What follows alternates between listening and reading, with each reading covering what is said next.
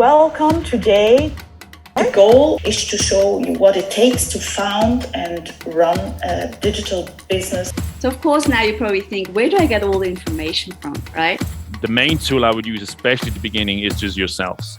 I think there is a very, very big value of having different perspectives. University will think, okay, how important is this? Entrepreneurs need to be passionate about the business to withstand failure. So there are different ways of assuring that you are able to have this freedom to operate, which is essential.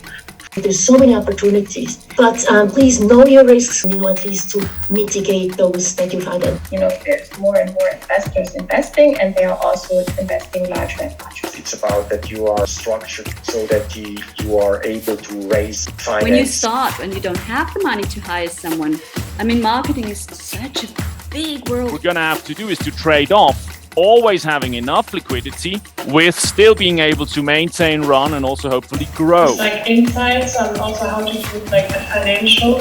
And that's mainly the reason why I got excited. As my dream will be also to start my own startup one day. This is the perfect seminar for that.